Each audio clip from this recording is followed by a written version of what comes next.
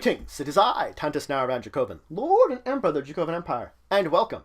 It is time to continue my discussion on Werewolf the Apocalypse in the World of Darkness. We were diving into some advanced storytelling techniques. We're going to finish up with those, go over some advanced techniques you can use with your Chronicles, and start talking about those rules. Let's finish up with the storytelling techniques. Pact Conflict.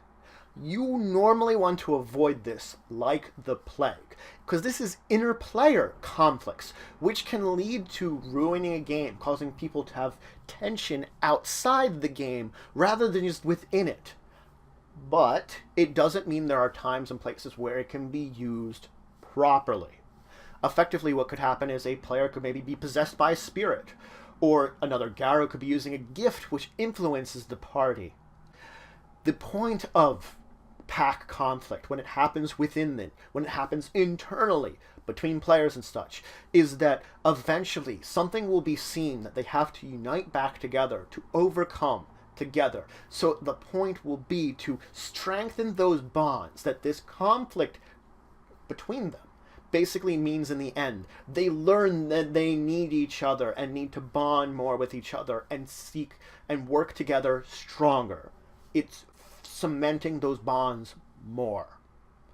Now, symbolism is something that's oftentimes used in writing, but can also be used in your games on a smaller scale.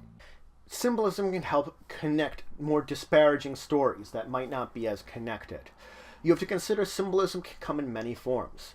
Garrow themselves can be symbols, but also you have to figure that they have their own systems of philosophy of honor and ritual. Maybe a character doesn't follow those and is kind of a rebel, but elders will always follow these systems and these philosophies that help ingrain symbolism into it. The moon is a very important symbol. There's an auspice to it that occurs with werewolves, so the moon itself has that symbolism. Silver, which hurts werewolves more. The triumvirate, the wild, the weaver, the worm, they themselves can all be important symbols in the way your game works. And oftentimes those are represented by spirits, which you're going to have many of. Spirits are an important part of Garrow. So of course the symbolism of them is important. Think of it this way, that the wild is more representative of reality. The weaver of tradition, ritual, and practice, and the worm of the worst parts of both of those, the corruption. And now that we've handled advanced techniques for your storytelling, let's talk about it for Chronicles. This is more difficult. It requires far more patience and far more prep to use these advanced techniques when it comes to your storytelling, for your Chronicles, and the stories that you tell in it. Now, one of the ones you can do is historical. You can set werewolf in any time period. You really can. But you, as the storyteller, have to learn all about these time periods. You have to have all the knowledge about it to use it so that it seems accurate. The fact is, because it is a historical period, you can go in a lot more directions. You have more freedom in the kind of stories you're telling. But you still have to have this kind of accuracy to this. The fact is, your players are probably not going to know a lot about that historical time period either, and those are one of the reasons that you can do this. You just have to make it seem like it's correct, like you're doing the right thing. You have to have enough knowledge to fit within that time period, even if things aren't perfect. You're never expected to be perfect in this case. You're expected to get the feeling of the time period. You don't need to use a real-world setting. What the heck does this mean? It means I don't have to stick within the traditional bounds of a normal world that I would be dealing with. You can craft what-if stories. What if some kind of Holocaust occurs, and then you're dealing with the ramifications that man has caused in the world, and the effects of it afterwards? Maybe going for something more post-apocalyptic. But you can see, there's a direct extension of the storylines in modern day. You can go farther than that. You could put Garrow characters easily within a fantasy setting. What if you just make a setting using what you are in a kind of medieval world where mages vampires, other things, other strange creatures might exist that you can build using the system, and your Garus are adventuring in that. You can go even a farther side. You can go sci-fi. What if your Garu are going to planets, attempting to quell the insurgence of the Weaver on those planets, the influence on them, before it really takes hold? Think of it this way, that you can have these crazy, amazing storylines set using the werewolf rules. But because these are so different from the normal setting, you have to build your setting. You have to make sure to put any kind of special rules in place, which would make sense for that. It requires more work, but you can do it. And the last one I want to talk about is troop style play. This is an interesting one, as each player takes on multiple characters. Let's explain basically the two ways that I see the two ways that are seen to be able to do this. The first off is rotating storytellers, where each player takes on the role of a storyteller to tell certain stories. Each player then will be in charge of a single pack, and these packs will be traditionally part of the same set. May overlap, but effectively you're going to be switching between them as necessary.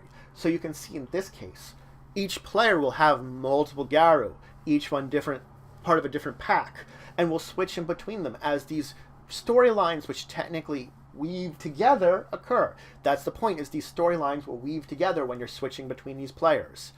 You're making it that each player, when they're the storyteller, is adding to the overall chronicle. Tricky one. Now the other technique would be you would just have one storyteller, but each player would have a combination of characters. Kinfolk and Garu. This is an interesting one, because you're focusing on the kinfolk characters. Those are going to be the characters your players are going to primarily play, that they're going to go on investigations, seeking out strange things, and possibly battling against the worm, ready to call in the Garu when things get needed there. So this is an interesting one, that they still have multiple characters. Very interesting too. Let's move on though, and let's start to talk about the rules. The rules of Werewolf are simple, and there are very few of them. The point about this is to keep it that you're focusing on the role-playing aspects.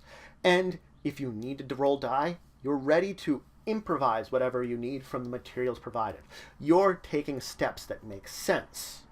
You don't need a lot of rules. It's not made to have them. It's made to keep it simple and straightforward. There you have it. It's there to support you when you need it, but otherwise, do what you want to do. Use these as a tool rather than a crutch, and that's why it's so simple. Let's talk about the time that you're going to be taking during the game. There's another types of time. The simplest, the smallest, is the turn. This is a single action you'd be taking in a scene. One single thing you'd be doing. And this takes between 3 seconds and 3 minutes for this turn, depending on the flavor of whatever's going on. Now, a scene is a period of either action or role-playing. This could be any number of turns. Or, if it's a pure role-playing scene, it could have no turns whatsoever. This is what's going on at a single location. That's what it is. Scenes are location-based. That I'm at this location, I'm either role-playing there, or I'm having my action there. And then we're moving on.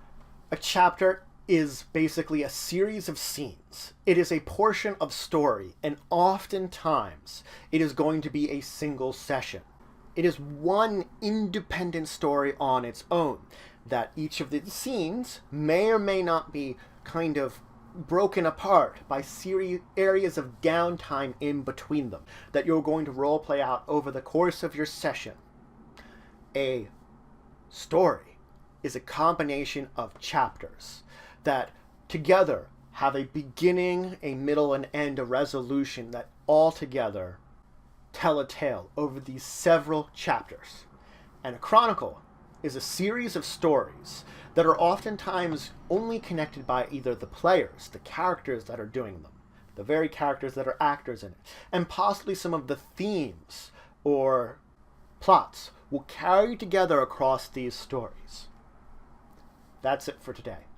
I finished up with the advanced storytelling techniques you could use. Pact Conflict, of course, Symbolism, and I moved into the advanced techniques you can use for your Chronicles. A historical chronicle. One set in like a fantasy or unusual world, we should say. Or possibly even using troop-style play, where your players may have more than one character. All the advanced ones are better left for when your characters themselves are more experienced too. Because the fact is, your experience, when you are ready to use the advanced techniques, should match your player's advancement. Some of them are difficult, some of them are easy. Granted, you could still do beginners with some of these things, especially with the advanced storytelling. The advanced chronicles, maybe, maybe not. I wouldn't recommend troop style play for that. But then I moved on and talked about some of the basic rules with, of course, timing. The different time periods that we're going to talk about that your characters will go through. In the next episode, we're going to continue diving through the basic rules and go through these, the rules of the game, what you're going to need to know about to effectively play in the game. But if you have any questions, comments, anything you would say, anything you think I left out, please leave in the comments below. Please like, share, and subscribe. It's just for the channel, the empire, the work I do. If you want to show some extra support, you can always check out my Patreon. Link description below. Regardless, until the next time, I bid you farewell.